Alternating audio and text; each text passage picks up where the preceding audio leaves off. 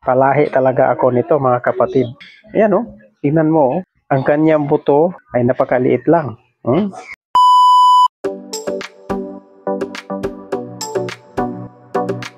Hello, masayang araw mga kapatid. Welcome back muli sa ating video. Alright, so mga kapatid, share ko lang sa inyo itong magandang klase ng avocado na aming nabili. Nabili pa lang namin ito mga kapatid ha. Kaya ko lang siya kinuhanan ng video dahil kaparehas po ito nung avocado na aming itinanim doon sa ating sakahan na ngayon ay namumunga na. So gusto ko lang ipakita sa inyo kung ano ang laman nito sa loob at kung gaano kalaki ang kanyang buto nito at kung gaano kaganda ang kanyang laman sa loob. Ayan. Okay. Saka mga kapatid, kaya ako bumili nito dahil ang buto nito ay itanim din natin doon sa aming sakahan. Gusto ko magpalahi nitong klaseng bunga na ito na avocado dahil napakaganda. Meron nyo, ang bili ko nito ay 120. Ang isang piraso nito mga kapatid ay nagtimbang ito ng almost 3/4 kilo. Okay mga kapatid, umpisa na natin. Buksan na natin tong avocado na to. Let's go!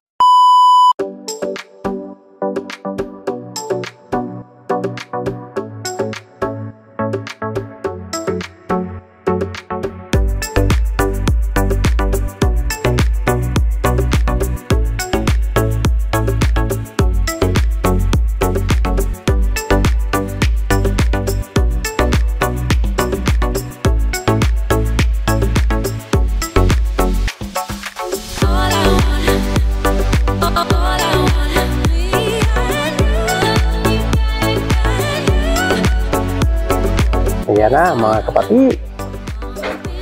Exciting.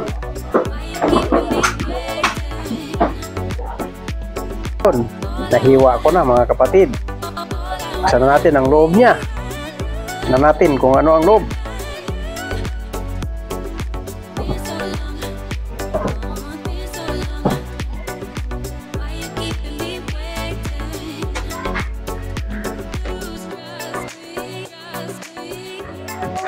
Yun yun mga kapatid, ganda ng kanyang karne wow, ganda ng avocado na to.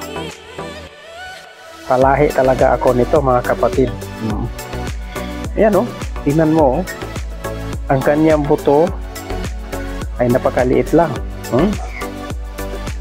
mga kapatid. Yung buto niya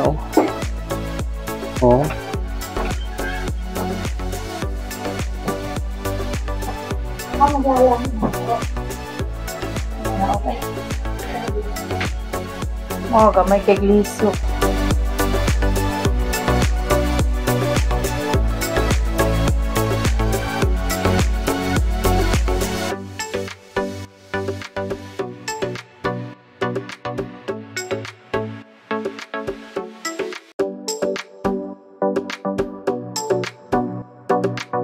Yun mga kapatid, ganda